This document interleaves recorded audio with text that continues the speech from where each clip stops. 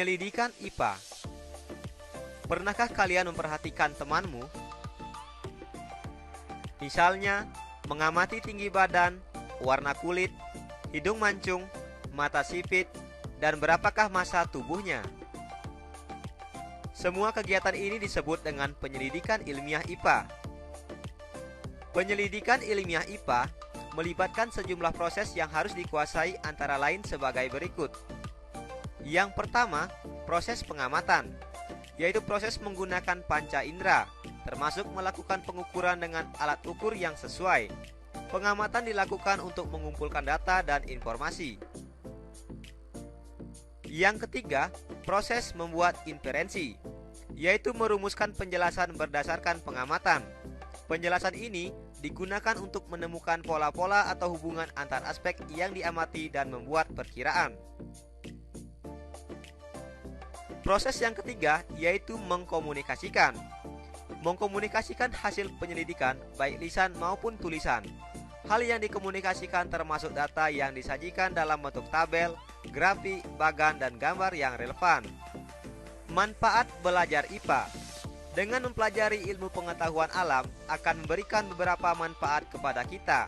Yang pertama, untuk meningkatkan kualitas hidup. Misalnya, apakah bunga yang ditanam akan tumbuh? Yang kedua, untuk memahami berbagai hal sekitar kita. Misalnya, mengapa bisa terjadi siang dan malam? Yang ketiga, untuk menyelesaikan suatu masalah. Misalnya, bagaimana cara mendapatkan air bersih dari air yang keruh? Dan yang keempat, berpikir logis dan sistematis. Misalnya, jika data warnanya seperti ini, apa kesimpulannya? Nah, ini adalah beberapa manfaat yang kita peroleh dari belajar IPA.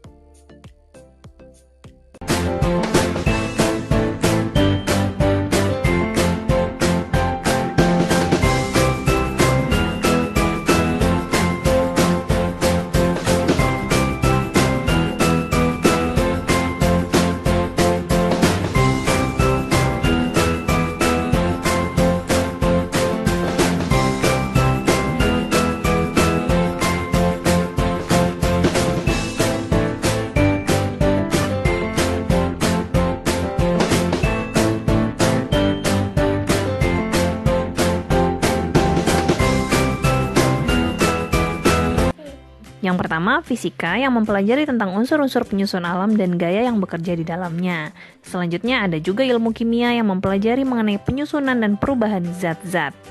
Lalu ada juga ilmu biologi yang mempelajari mengenai makhluk hidup. Dan yang terakhir adalah geologi dan astronomi yang mempelajari lapisan penyusun bumi, atmosfer, serta antariksa.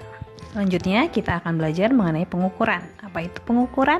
Pengukuran adalah kegiatan membandingkan suatu besaran yang diukur dengan alat ukur yang dipakai sebagai satuan.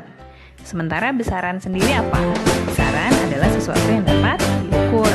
Nah, kalau satuan